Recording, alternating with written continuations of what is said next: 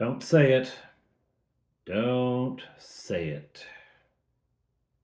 That's it.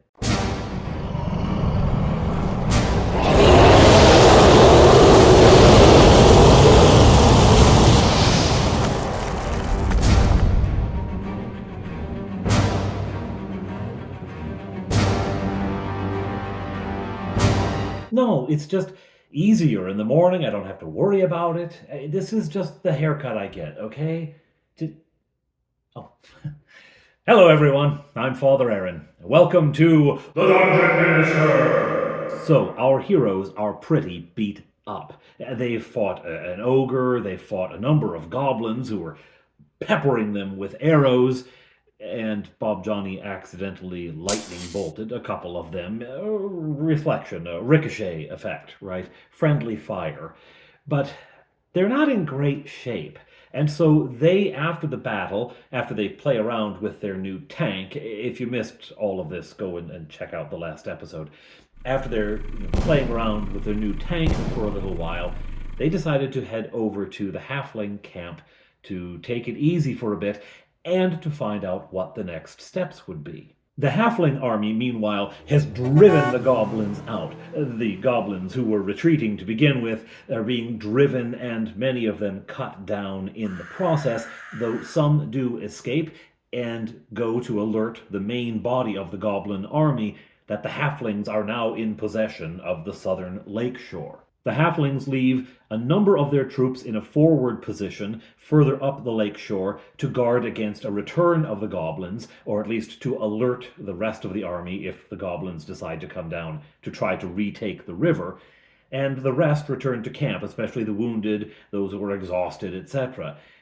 So they head back to the camp, and the party is there to meet them.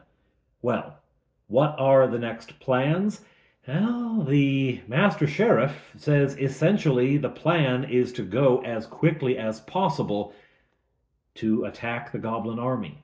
The reason being, she doesn't want to give them any time to prepare. She does not want to give them any time to regroup, to dig in or anything for an attack coming from outside. Of course, remember, the Goblin army had been focused on the Dwarven stronghold, trying to break into it.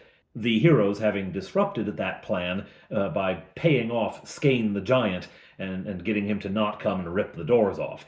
Anyway, the plan had been, and the focus had been on the Dwarven stronghold, so it will take them some time to reorient toward an attack from the east if they want to dig in positions or anything like that, and the Master Sheriff is hoping to give them as little of that as possible. Of course, goblins can work monstrous fast at this kind of stuff because they drive their troops, relentlessly. They don't care about their health or well-being, and while they are sloppy workers, they are hard workers, these goblins. So there's not going to be a lot of chance to catch them, on the back heel, but she wants to go as quickly as possible if she can. Her troops right now are feeling like, heroes, conquerors, right? Victors, and she wants to ride that out. So the plan is, later on the following day, around midday, they're going to leave the main camp and head up, leaving only the seriously wounded behind and a few to guard them, and take the main body of the army up along the east of the lake. The idea being they want to make camp in the woods somewhere to the east of the lake, watching the road back south just in case, and then launch an attack in the daylight when the goblins have a disadvantage. Now, there is no specific mechanic in the war machine. That's how BECMI does mass combat. There's no specific mechanic for nocturnal creatures having to fight in the day. But there is an advantage given for creatures with infravision for a night battle. So I figure just reverse it, right? Because the goblins in the day are going to be in as much difficulty as a human or halfling would be during the night. That's what I'm going to assume with the goblins. And so the Master Sheriff very much wants the attack to happen in the day, because then she thinks they might be able to overcome the astonishing 3-to-1 odds that the goblins hold over them. And here we pause to honor the confidence and the bravery of the halflings. Whether it is brave or foolish, well, we'll see. Sometime during that day of rest, the dwarves send a group from the hill, that group of dwarves who had lived in scattered areas or had been traveling, etc., who weren't in the mountain and who have been collecting together. The work of Gwent Noss and his men, and now under Seren, another leader, to gather them together, right? To build a fighting force outside of the fortress. Because the ones in the fortress are bottled in. There are only about 500 warriors in that mountain, right? Against 3,000 goblins, that would be a slaughter, 6 to 1, undoable, right? So they can't get out, but the ones outside may be able to join whatever the halflings are doing, and they desperately want to. And they have come up with around 100 fighting dwarves, right? There are some elderly children, etc., the sick, the wounded, but there are around 100 able to fight. And so they send an emissary to the halfling camp. And they visit with the Master Sheriff, and the Master Sheriff asks that the Heroes of Honeywood be invited in as well, because they have seen things, they have knowledge of the ground, and because they're the players, and we really can't go playing scenes off screen or off stage without them, right? Anyway, so Hamish, who's been seconded as an aide to the Master Sheriff, Hamish comes out. "Oh, hey, you, Honeywood crew, come here once, eh?" And they go and into the tent, and it's rather crowded because 6 dwarves have come. It's a very crowded room, and they make battle plans. This is where the Master Sheriff's plan for a daylight attack is brought out. This is also where the dwarves offer to be sentinels during the camp overnight, to be the outer guard, and the dwarves also say they want to be in front of the attack, that they deeply appreciate the halflings' help and their willingness to assist and to come to the rescue of the dwarves, but the dwarves themselves want to lead the charge. This is their fight. They want to kill as many goblins as possible. So the Master Sheriff agrees to that. I mean, it's going to save some of her own troops too, and she also recognizes the honor of the dwarves that demands this. The heroes, of course, offer their aid, specifically in terms of magic. This is what they can bring to bear in an astonishing way. And I kind of like this because sometimes my youngest boy, feels a bit left out. Touchberry is such a huge character, and everyone loves Touchberry, right? And Fleetwood, he's always the one thinking up the plans as the eldest boy. And, of course, Fofire mostly just knits, while we're playing, and throws in her advice here and there. But among the boys, my youngest kind of feels left out, but here he is. He has Lightning Bolt, he has Magic Missile, he has stuff that they can really use, so he feels a little more important on this one. The next day comes, and they're ready to move out, and I ask, "Are you bringing the tank?" And they surprise me. No, they're not going to bring the tank. I was so looking forward to the chaos that Touchberry could get up to in a tank. But no, they're not going to bring it. And the reason they cite is we only have so much coal. These tanks burn coal for their fuel, right? And they've tried experimenting with other things, but nothing else in this world is going to burn that hot, right? Wood is not going to get hot enough to heat the tank to the amount that it needs to power the thing. And to be frank, they've seen that you can really cook the occupants of the tank if you've got any sort of heat available to you. So they decide to leave the tank back at the camp. All right, off they go. For this session, I simply used the Wet Erase battle mat that I was given for Christmas or my birthday some time ago now, or maybe Father's Day. I don't remember. Anyway, my wife gave it to me, and this was really handy for tracking troop movements. And so on the board, where you see the Heroes of Honeywood, that represents the entire halfling army. There are actually a couple of little plastic mini halflings in there who are very twee, and there's some dwarves down there to represent the dwarven contingent, and, of course, a host of goblins, and an ogre, and some werewolves. All of this things that the party knew they could potentially be facing, right? So off they go. As they march on that first day, they pick up somewhere after noon, they pick up the advanced party of halflings that were left to guard the road. They gather them in, and the dwarves from the hills to the south march up to meet them, and now they're all in one company together. As they go, they reach that eastern point of the lake that pokes out. They reach that eastern point, and there they find a fort. A crude log fort hastily thrown together. They can see where the trees have been ripped out of the forest, alongside the path. They can see where it was all torn out and thrown down very hastily, but a fortress nonetheless. Here they stop and begin to make plans. Okay, how do we approach this? What do we do? And again, my eldest, Fleetwood, takes control of the planning, right? He's going to suggest a plan to the Master Sheriff, who's in charge of the army, right? So the plan is this. Everyone with shields up to the front. The dwarves with, could form a shield wall, and the halflings behind with shields, those who have them, forming a shield wall. And they will advance with the two elves behind those ranks. And when they come in range of lightning bolt, the elves will cast. Now, lightning bolt, you don't have to cast it straight from your person. You can have it start up to 180 feet in front of you. It's 160 or 180, one of the two.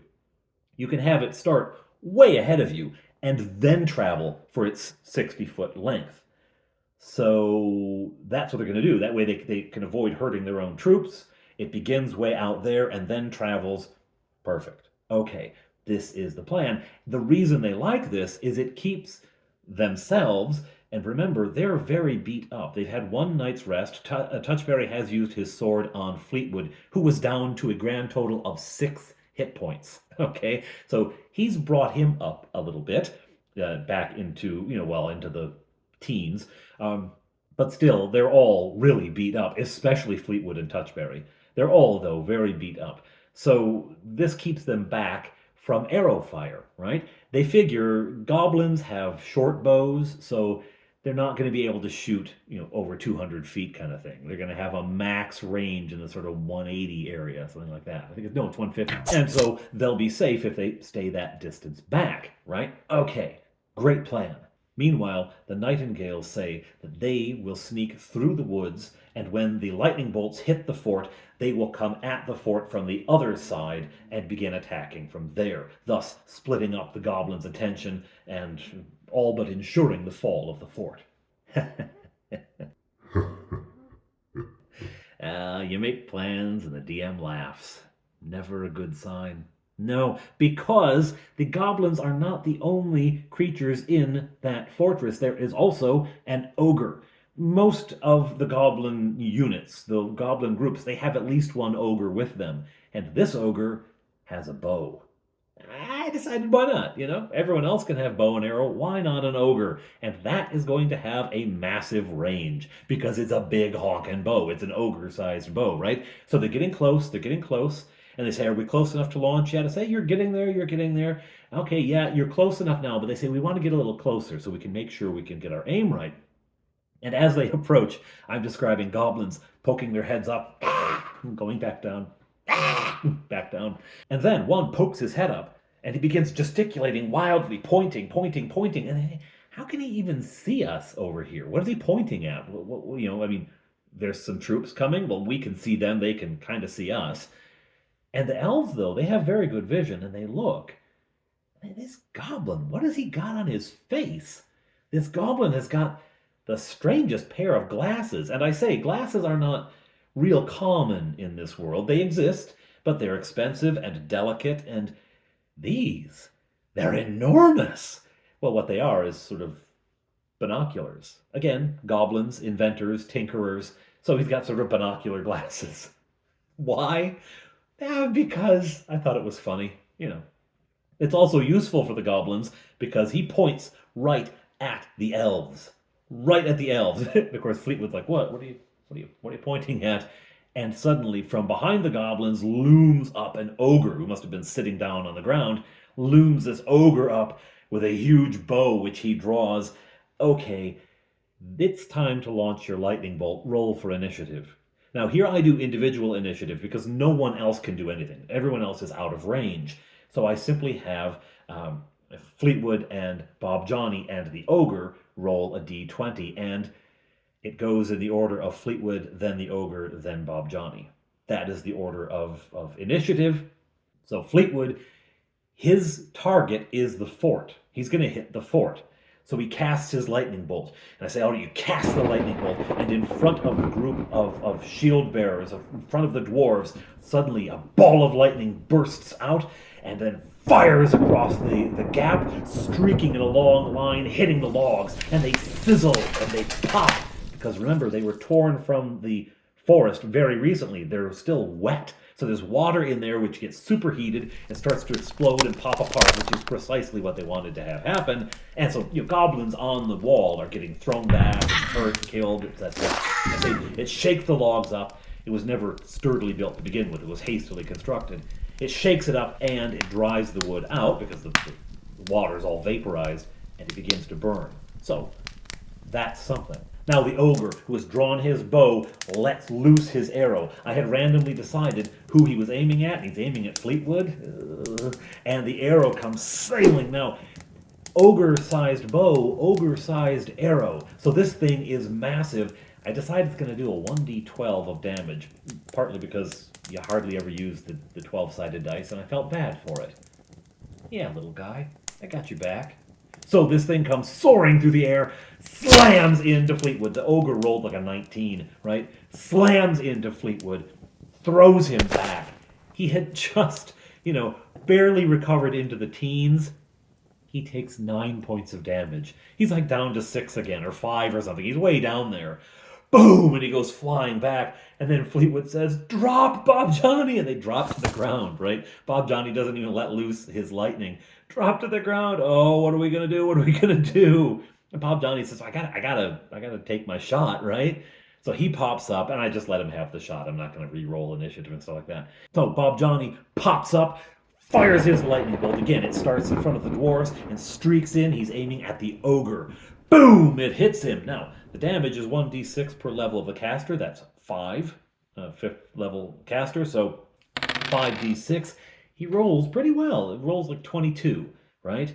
Saving throw, however, and the ogre makes his save. And so he takes half damage.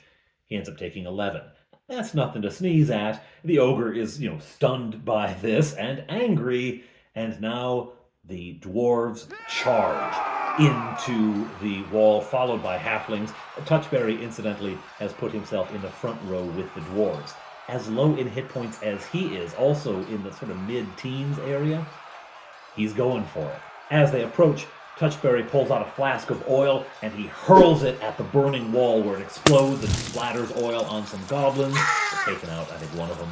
And they begin to climb. Over the wall they go. As Touchberry climbs, a spear comes out from a gap in the log and stabs him for 4 hit points. He isn't really hurting, but on he goes because he's Touchberry. He gets to the top of the wall and he's throwing more oil down into the compound, right? There's burning everywhere now from the oil earlier, from the lightning bolts.